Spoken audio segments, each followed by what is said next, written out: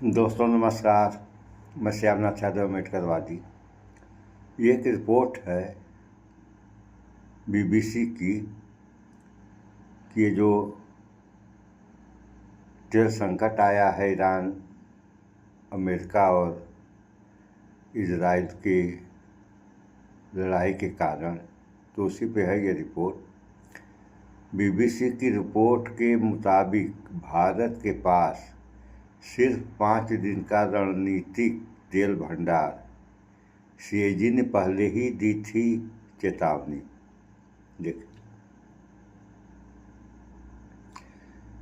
CAG की चेतावनी देने के बाद भी सरकार तो मोदी की ही है, तो मोदी सरकार सो तो नहीं रही थी।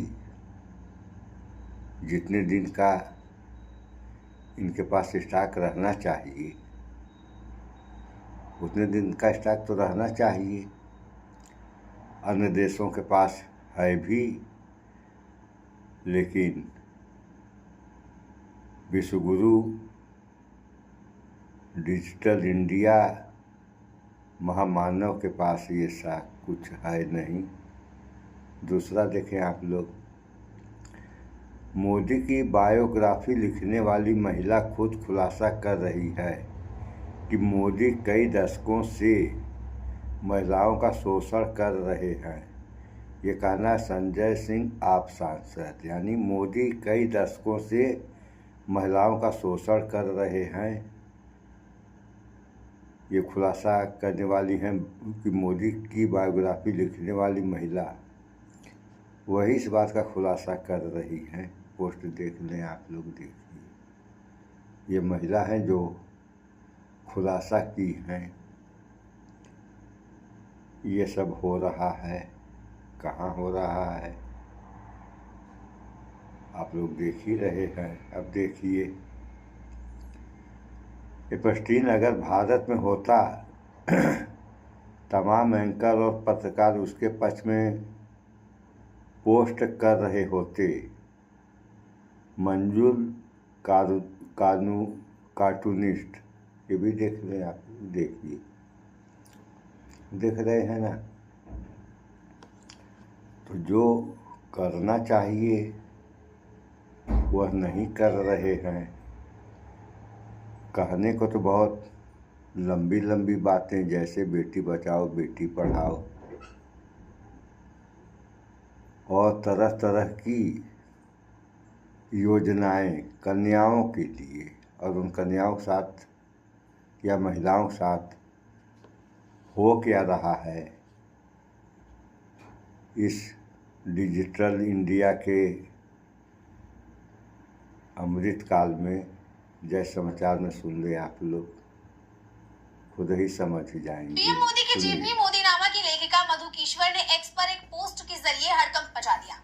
कभी मोदी की प्रबल समर्थक मानी जाने वाली कीश्वर ने इस बार न केवल उनके राजनीतिक फैसलों बल्कि उनके निजी आचरण पर भी गंभीर और संगीन आरोप लगाए। इन दावों के सार्वजनिक होते ही कांग्रेस और आम आदमी पार्टी सहित तमाम विपक्षी दलों ने सरकार की घेराबंदी शुरू कर दी। तो क्या आरोप लगाए हैं मधु कीश्वर ने और क्या है पूरी खबर, जानेंगे इस रिपोर्ट में। प्रधानमंत्री नरेंद्र मोदी के जीवन और उनके राजनीतिक सफर पर मोदीनामा जैसी चर्चित पुस्तक लिखने वाली लेखिका और शिक्षाविद मधु पूर्णिमा किशोर के एक हालिया सोशल मीडिया पोस्ट ने देश की राजनीति में एक नया विवाद खड़ा कर दिया है।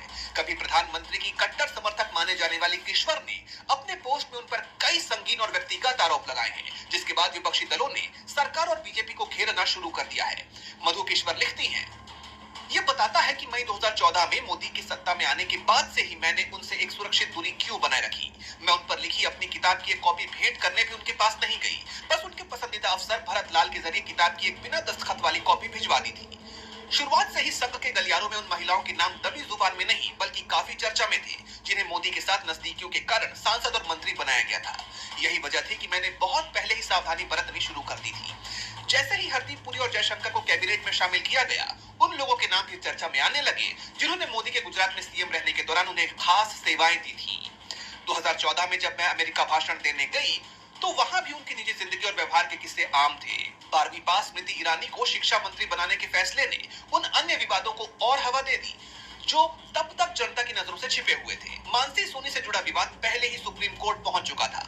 मोदी के ही किसी करीबी ने मुझे उन कागजों का पूरा सेट दिया था जो जेल में बंद उस आईएएस अधिकारी ने सुप्रीम कोर्ट में जमा किए थे, जिसके खुद मानसी सोनी के साथ संबंध थे।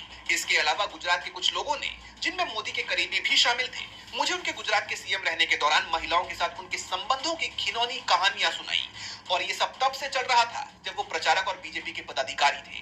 उन कहानियों को सुनकर मैं उनकी मौजूदगी से इतना कतराने लगी कि मैंने उन शादियों और कार्यक्रमों में भी जाना छोड़ दिया जहां मोदी के आने की संभावना होती थी। उन भयानक किस्सों से मैं इतने सदमे में थी कि 2014 में मैं गहरे अवसाद यानी डिप्रेशन में चली गई, जिसका मेरी सेहत पर बुरा असर पड़ा। इन झटकों से उबरने के लिए 2015 में मैं 21 दिनों के लिए कोयम्बटूर के एक आयुर्वेदिक केंद्र में गई। मुझे याद है जब मैंने एक बहुत सीनियर आईएएस विचारक से अपना दुख साझा किया तो उन्होंने इसे ये कहकर टाल दिया कि तुम इतनी हैरान क्यों हो, उनकी निजी जिंदगी से हमें क्या लेना देना। अमित मालवीय को बीजेपी का सोशल मीडिया प्रभारी बनाना बीजेपी के शीर्ष नेताओं की मानसिकता का एक और सबूत था। अगर मोदी ने अन्य मोर्चों पर अच्छा काम किया होता तो शायद मैं उनके निजी आचरण को नजरअंदाज कर देती, लेकिन विनाशकारी टीकों को बढ़ावा देना, हिंदू समाज को कुचलने की कोशिशें, वैश्विक माफिया के प्रति उनका गुलाम जैसा व्यवहार, इन सब ने मुझे पहले कार्यकाल में ही एहसास करा दिया कि हमें एक शैतानी शासक मिला है। वो एक CIA एजेंट हैं जिन्हें भारत को बर्बाद करने और हिंदुओं को खत्म करने के लिए सत्ता में बिठाया गया है। मोदी के इन व्यक्तिगत विकारों ने मुझे विश्वास दिला दिया है कि हमें अपने नेताओं के चारित्रिक भ्रष्टाचार पर अधिक ध्यान देना चाहिए। जो लोग इस मोर्चे पर कमजोर होते हैं उन्हें भारत के दुश्मन आसानी से ब्लैकमेल कर लेते हैं। मैं जल्द ही सबूत दूंगी कि उन्हें पहले दिन से कैसे ब्लैकमेल किया जा रहा है, इसलिए वो 56 इंच का भद्दा दिखावा करते हैं।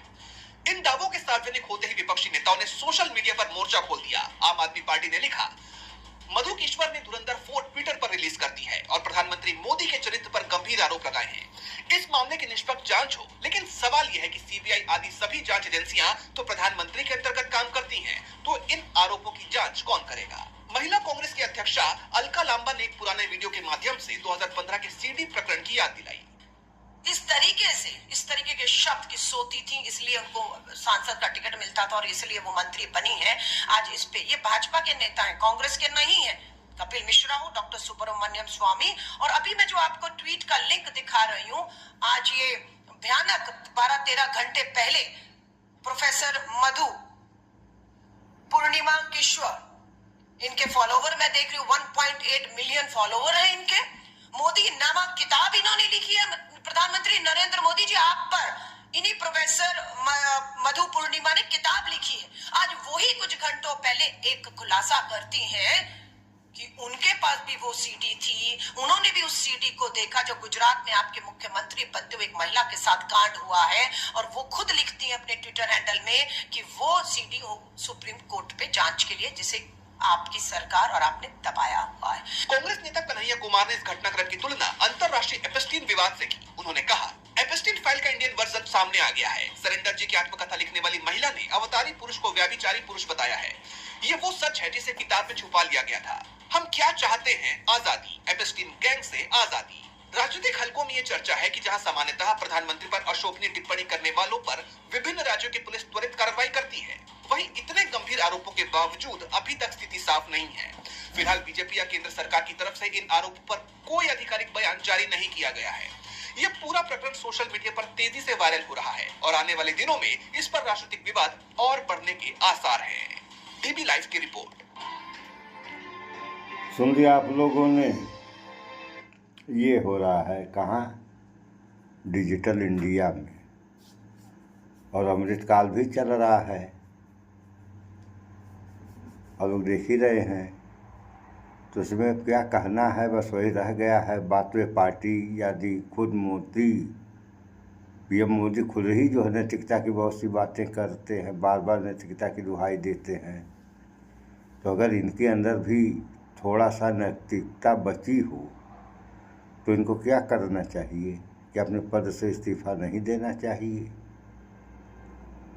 ये सब है। और रही बात, यह देश जो है संविधान से चलेगा, लोकतांत्रिक देश है। ये किसी बाप की बपौती नहीं है कि जो जैसे चाहे वैसे चलाएगा। 140 करोड़ आबादी का देश है और सारे लोगों का ये देश है। तो भाईचारा बना के रहें आप लोग। सो इस वीडियो में इतना ही। स्वच्छता अपनाएं, शुद्ध खाएं, स्वस्थ शिक्षित बने। जय विज्ञान, जय संविधान। नमस्कार।